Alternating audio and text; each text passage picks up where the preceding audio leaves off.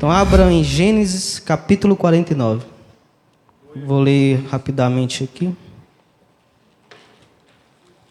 Gostaria de agradecer a oportunidade que me foi concedida.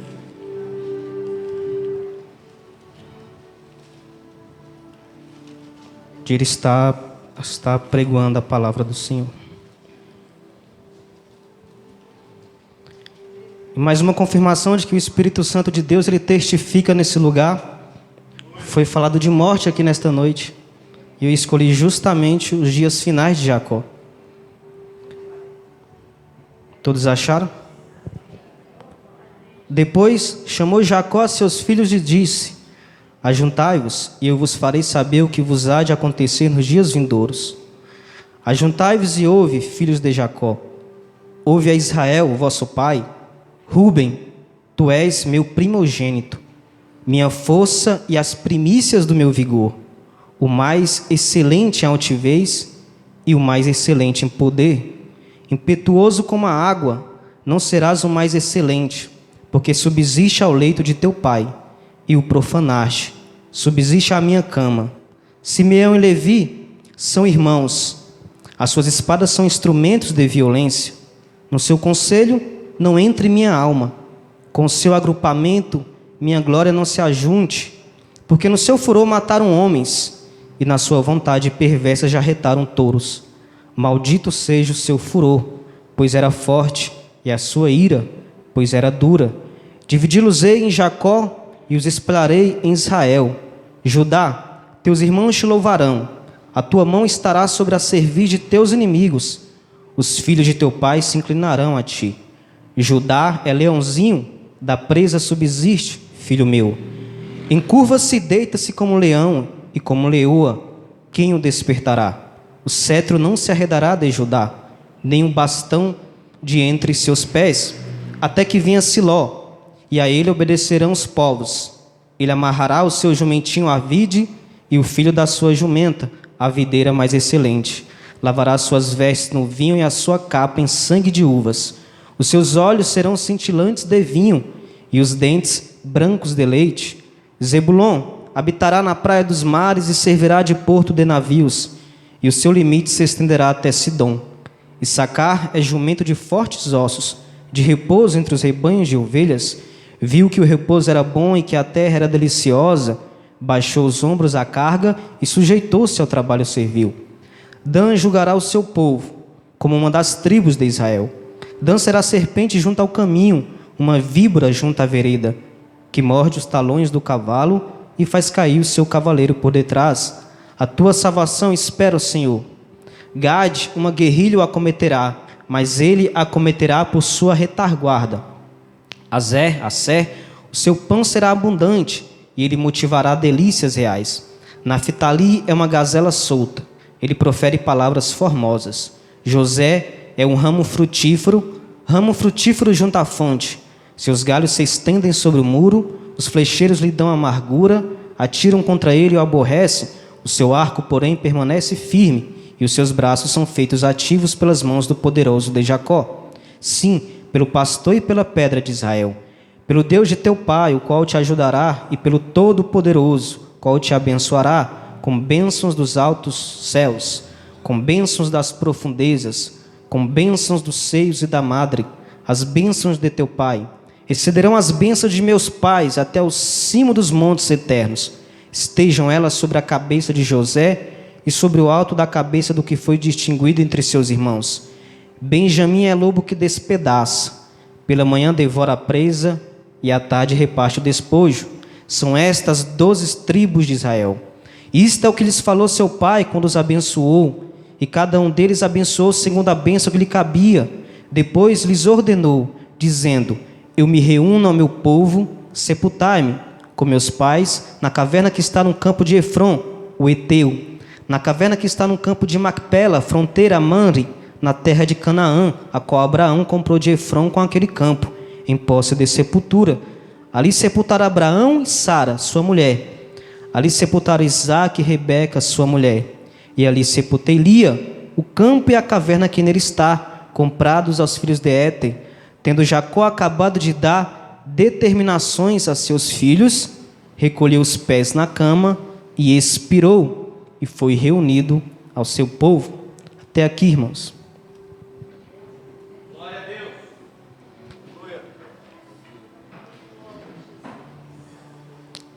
Essa palavra ela me leva a refletir sobre o caminho de um homem e o final de todos nós, que é a morte. Jacó ele estava em seu leito de morte, a caminho da morte, quando chama os seus filhos e passa a proferir bênçãos a cada um deles. Mesmo expirando, ele encontra tempo para proferir bênçãos proféticas. Ele jamais descreveria a característica de cada um que está aqui hoje, que está aqui posto na Bíblia, se ele não os conhecesse. Dentro do seio familiar de Jacó existiam homens com personalidades diferentes. Então, cada qual que eu li aqui para vocês tem uma personalidade distinta. Nas famílias de hoje, nas nossas famílias, temos pessoas diferentes, um diferente do outro. Um tem uma personalidade, outro tem outra personalidade, e cabe à autoridade familiar saber distinguir cada um, porque quando a gente passa a distinguir cada um, a gente sabe como agir, e você não pode agir da mesma forma como age com determinada pessoa. Rúben, como foi dito aqui, são 12 filhos de Jacó, porém eu anotei a característica muito interessante de Rúben. Ele foi caracterizado como excelente. Ele foi caracterizado como excelente, porém, ele foi o que intercedeu ali por José para que os irmãos dele não matassem. Joguem ele na cova, joguem ele naquela cisterna. Ele intercedeu. Depois ele retorna àquela cisterna e ele viu que José não estava naquele local porque ele foi vendido para os ismaelitas, irmãos. Judá era como um leão. Ele livrou também o irmão e sugeriu vendê-lo aos ismaelitas. Zebulon habitaria na praia dos mares e o local serviria de porto de navios. Foi o que Jacó disse a ele. Issacar repousaria e sujeitaria ao trabalho servil. Dan, comparado a uma serpente. Então veja bem, estamos falando da família de Jacó, onde ele compara um de seus filhos a uma serpente. José, como ramo frutífero, abençoado de Deus, e Benjamim, o lobo que despedaça. Então vamos ver que numa família a gente tem personalidades distintas, pessoas diferentes. Porém, ao final aqui, no capítulo anterior, a gente vai ver, quando vai falar sobre quando José é vendido para os ismaelitas, e os irmãos eles passam a simular a morte de José, todos são complacentes com essa decisão. Então veja bem que tem pessoas que ao longo desse período aqui, a gente vai ver que, embora alguns tenham livrado José da morte e opinado por colocá-lo na cisterna, isso não impediu que eles tomassem uma atitude que eu diria que é pior também, que é vender os irmãos como escravos aos ismaelitas. Então Jacó ele vai descrevendo a personalidade de cada um de seus 12 filhos. Então, e aqui abro espaço para falar um pouco sobre uma questão muito interessante. É a obrigação do homem conhecer cada um de seus filhos, cada um de seus familiares. É obrigação do homem porque quando nós não conhecemos as pessoas, a gente vem com a dosagem errada, vem com a fórmula errada e acabamos, na correção, alimentando mais discórdia do que criando ali uma união. Jacó, ele exerceu a autoridade naquele momento, e a Bíblia não fala, muito em que pese alguns desses irmãos aqui, de seus 12 filhos, terem personalidades violentas, nenhum deles questionou a autoridade de Jacó. Então, por mais violentos e omissos que fossem, tanto os bons quanto os irmãos ruins, eles respeitaram a autoridade de seu pai. O respeito, penso eu, que ele vem também pelo temor a Deus, porque todos sabiam que Deus era com Jacó.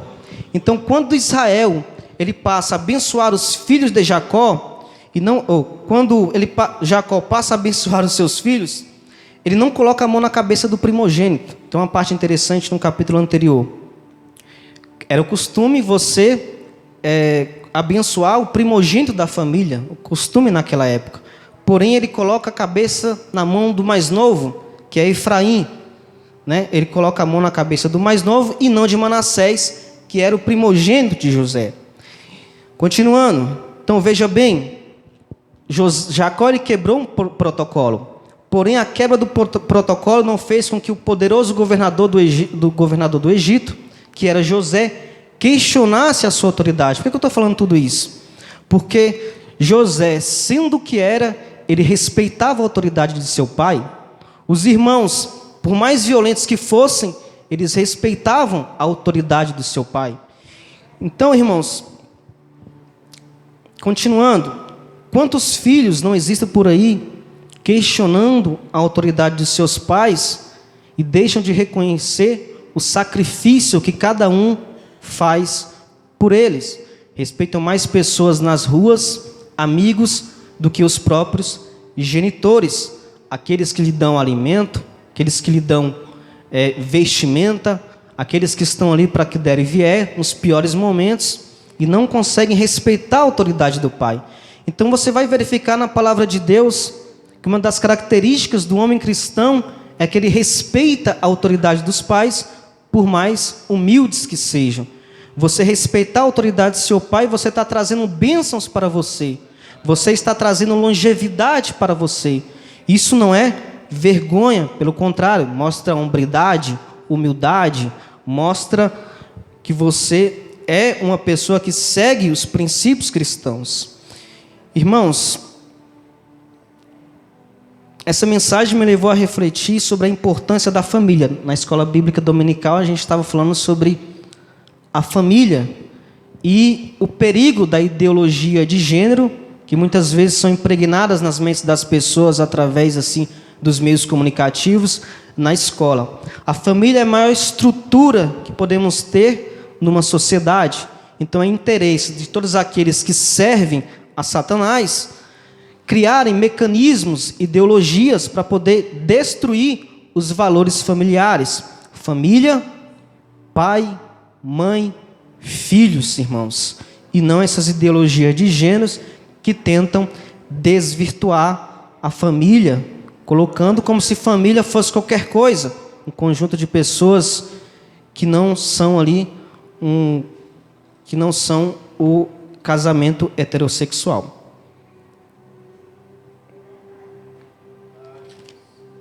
O bom é que a família viva em união. E aqui me leva a refletir sobre o que é felicidade para você. Felicidade para você, o que seria? Felicidade para mim, irmãos, felicidade é ter uma família estruturada, filhos bem encaminhados, em que pese eu não ter filho nem mulher, eu posso falar isso, é uma possibilidade pautada na palavra de Deus. A felicidade de Jacó, creio eu, era ter uma família, por mais perfeita que não fosse, ele era com Deus, Deus era com ele, e Deus o fez suportar tudo isso, a notícia de morte de José, porque evidentemente houve uma tentativa de assassinato contra José. Quem é que lança seu irmão numa cisterna, quando nos versículos anteriores você vê que é claro que a intenção era matar? Uma cisterna, se fosse uma cisterna curta, ele conseguiria sair, então não teria sentido lançar ele até o local. Então, quem, por sã consciência, um pai de família, um pai que tem filhos que tomam uma atitude dessa, não causa-lhe sofrimento, turbou no coração, não é mesmo? Porém, ele era com Deus. E o interessante, irmãos, que o fato de a pessoa andar com Deus, ela não vai tirar essa pessoa dos sofrimentos, não vai fazer com que essa pessoa tenha uma vida maravilhosa.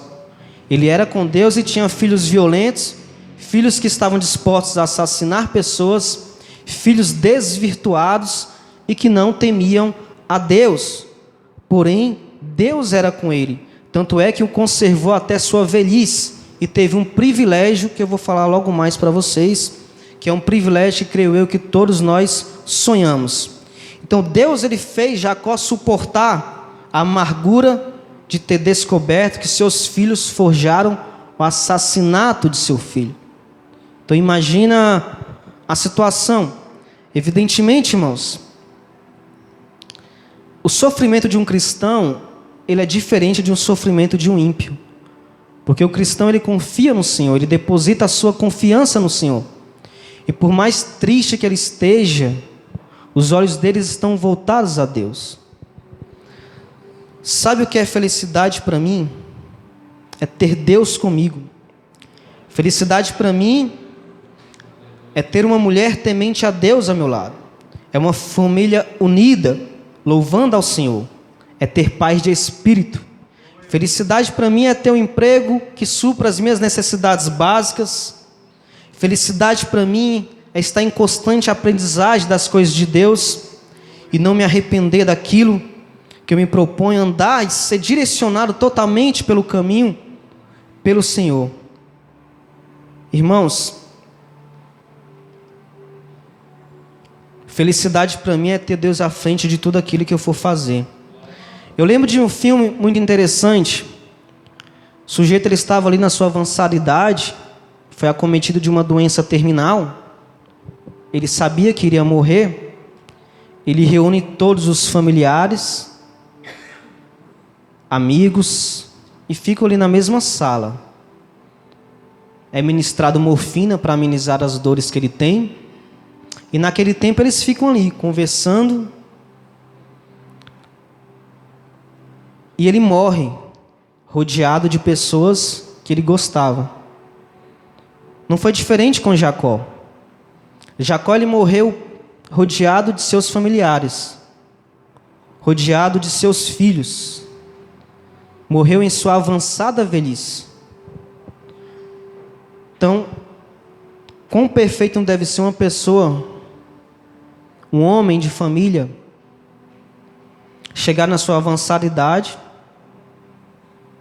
ali no seu leito de morte, e ter os seus filhos consigo, poder falar uma palavra para cada um deles antes de falecer, e morrer nos braços, e morrer confiando no Senhor.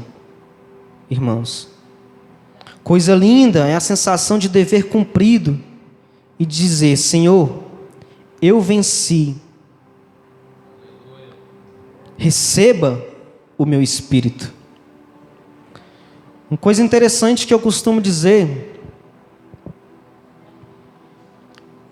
temos o dever, irmãos, de mantermos os laços familiares, temos o dever de lutar por nossas famílias, temos o dever de buscar a conciliação em relação aos nossos familiares, a pregoar o evangelho para essas pessoas, porque a finalidade do homem aqui na terra é formar uma família, é plantar a sua semente, é dar frutos. E quando nós temos uma sociedade que foca na destruição dos valores familiares, a gente tem um mundo perdido, um mundo em que qualquer ideologia de gênero ela é impregnada na cabeça das mentes ou na cabeça das pessoas, onde as pessoas elas ficam sujeitas a qualquer tipo de ideia deturpada. E quando a gente mantém essa base familiar, é uma estrutura, irmãos, não só bíblica, mas é uma estrutura que ela dá refúgio, uma estrutura que dá refúgio.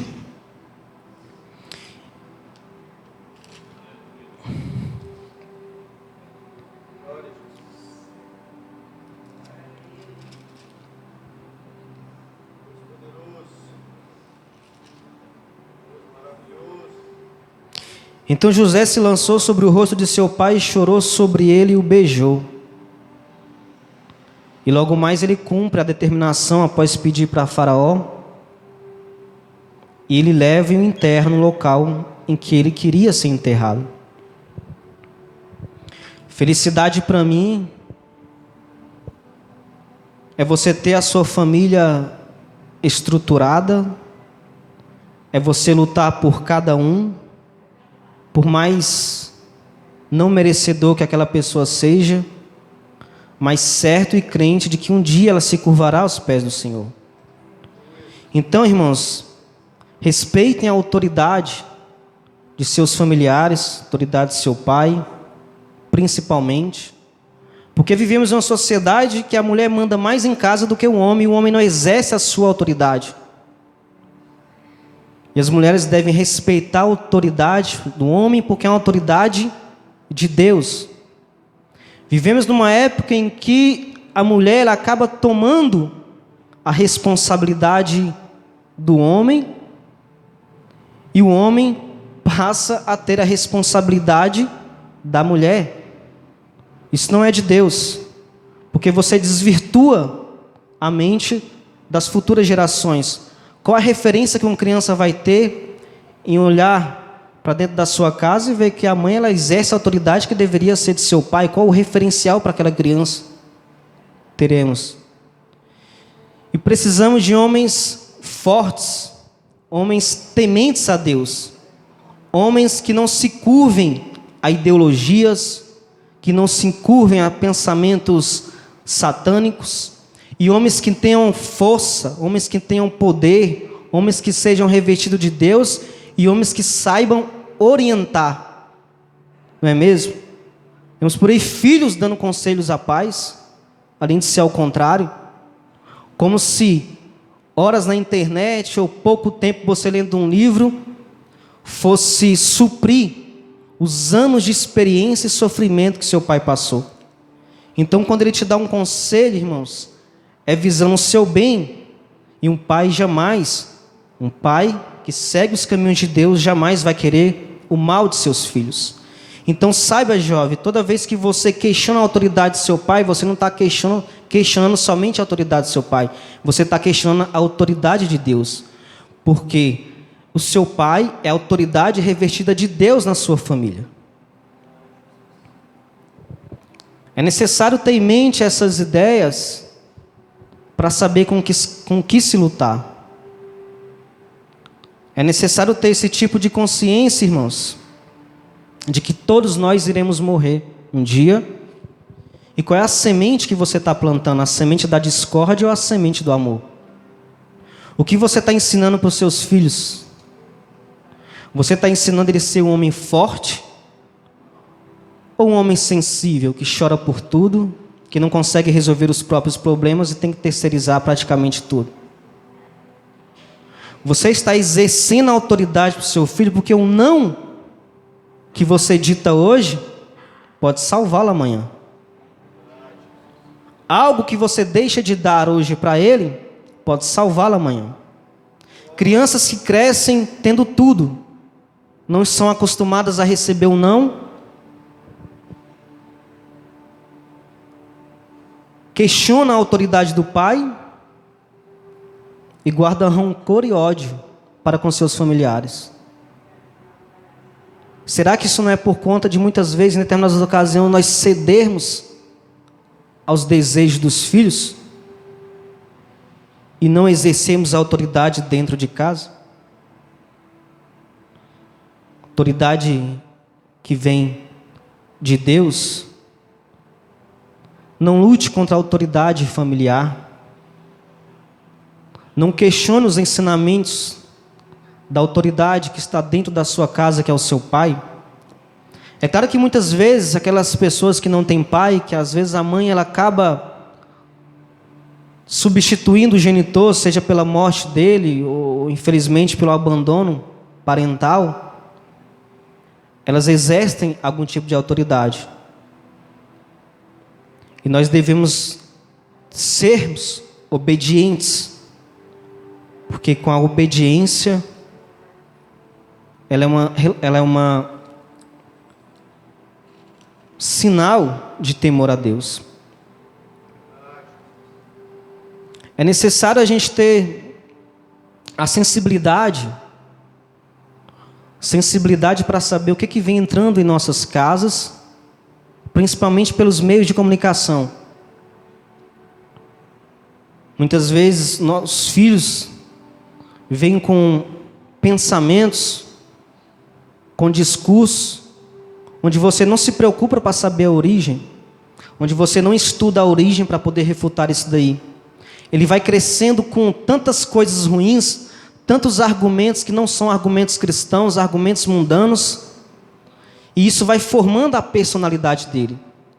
Como é que se forma a personalidade de um jovem, de uma criança, se não é com as experiências que ele vem tomando, com as ideias que são inseminadas na mente dele?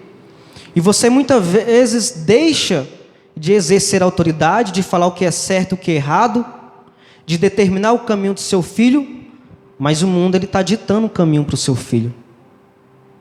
O mundo está ditando a mentalidade de seu filho. O mundo está construindo o caráter de seu filho. E devemos ter um caráter de Deus, um caráter divino, com base nos princípios cristãos. Muitas vezes você deixa seu filho vendo seriados, filmes mundanos, onde existem sutilezas que são impregnadas, discursos contrários aos ensinamentos cristãos, e você não se dá conta de que aquilo, de pouco a pouco, está formando um caráter desequilibrado, um caráter que não respeita a autoridade, um caráter desvirtuado, e um homem sem o revestimento de Deus. Então é necessário exercer a autoridade, doa quem doer. É necessário falar a verdade, doa quem doer. É necessário enfrentar, muitas vezes, os pensamentos dos seus filhos dentro de sua casa, porque os pensamentos não são dele. Ele pensa que está agindo por conta própria, mas ele está agindo porque foi moldado, orientado por outros. Ele está agindo porque ele foi direcionado por outras pessoas. Você não deve admitir que outros homens, você não deve admitir que outras pessoas ditem as regras dentro da sua casa. Que espécie de cristãos somos nós que deixamos o mundo avançar nas mentes das crianças, dos jovens, e não questionamos, ficamos com medo de ofender, ficamos com medo de questionar esse tipo de pensamento. É necessário enfrentar isso. Os nossos filhos se perderão e se desvirtuarão pelo caminho e não crescerão com a ideia do que é uma base familiar sólida. Irmãos, por mais errado que eram os filhos de Jacó, eles não abandonaram os pais deles. Na sua avançada velhice, todos estavam lá, no leito. E mesmo morrendo, ele não deixou de proferir bênçãos proféticas para cada um deles. Mesmo morrendo, ele não deixou de apontar o dedo na ferida, apontar ali qual era a personalidade de cada um, de forma quase que bruta, mas ele não deixou de falar a verdade. Ele poderia muito bem, eu estou morrendo, eu vou amaciar e vou falar para os meus filhos algumas coisas pomposas. Mas não, ele disse a verdade, porque somente a verdade liberta. A palavra do Senhor vai dizer: reconhecereis a verdade e a verdade vos libertará. Irmãos, você não deve compactuar com mentiras, você não deve compactuar com discursos bonitos, e muitas vezes são moralmente éticos, porém revestidos de poder satânico. Eu não estou dizendo para você ser uma pessoa destemperada, porque você tem que agir com decência e inteligência. Você tem que conhecer as armas que estão utilizando, para você de forma inteligente poder desarmar esse tipo de mentalidade que está dentro do seio familiar, desestruturando as famílias. Crianças e jovens com seus celulares, muitas vezes ali sofrendo lavagens cerebrais rotineiras, onde marmanjos ficam conversando com seus filhos coisas banais e seculares, e aquilo ali está moldando o caráter de seu filho, está moldando o pensamento do seu filho, sem você saber. Irmão, não terceirize a educação que tem que ser sua. Não terceirize para um desconhecido que entra na sua casa, muitas vezes através da idolatria, porque tem disso. Pessoa segue um sujeito porque é um grande jogador de futebol, porque é um grande ator, uma grande atriz, uma grande influência, mas não sabe que o argumento daquelas pessoas é totalmente incompatível com os princípios de Deus. Finalizando esta mensagem, vamos manter a base familiar que Deus colocou aqui nesta terra e tentar colocar na mente que devemos lutar com todas as nossas forças contra tudo aquilo que tenta destruir esses valores.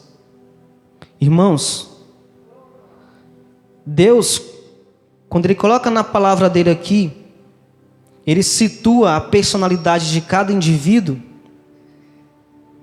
Ele não está aquém de conhecer cada pessoa. Ele conhece a natureza de cada um. Isso aqui é um livro vivo. Quando você vai estudando o comportamento de cada indivíduo que é citado nessa Bíblia, você passa a conhecer, e às vezes você até se conhece. Às vezes você até lê aqui coisas como se estivessem falando de você mesmo, como se fosse um autodiagnóstico. É por isso que a transformação ela só vem a partir do ouvir a palavra, porque a palavra é implantada e você passa a ler, você reconhece alguns defeitos seus e você vai renunciando a eles até que você consiga estar totalmente moldado com a palavra do Senhor e ter um caráter de Cristo.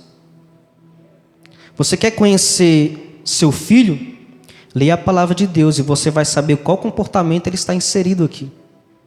Você vai saber qual é o discurso ideológico que estão utilizando contra ele. Porque antes mesmo disso existir, Deus já falava sobre isso. Ou temos essa consciência de que devemos lutar por nossas famílias, ou é melhor jogar a toalha e nem dizer que somos cristãos. Porque se não estamos dispostos a lutar e a morrer pela causa, infelizmente, irmãos, essa guerra do inimigo já é ganha. Ou retomamos essa consciência e exercemos a autoridade, ou ficaremos sujeitos à escravidão.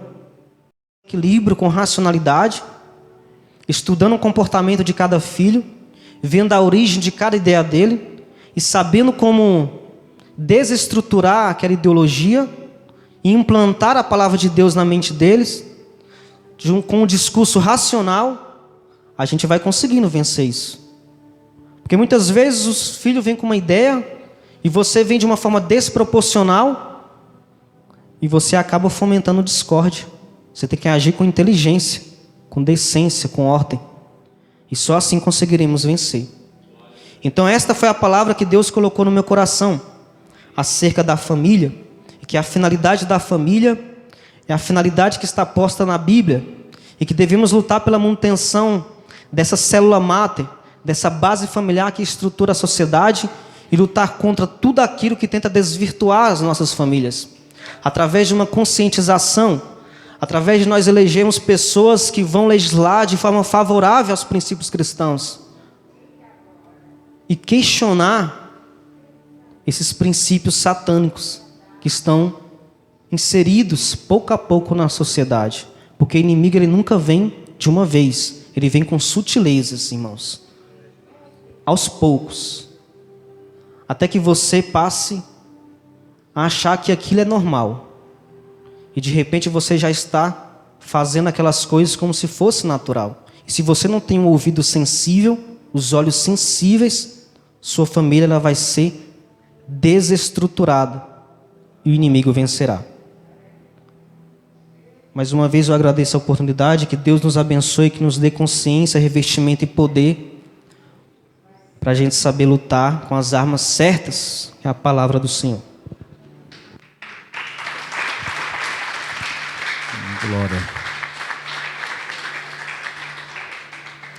Aí, que Deus continue abençoando, auxiliar Rafael, trazendo essa palavra muito importante para a atualidade que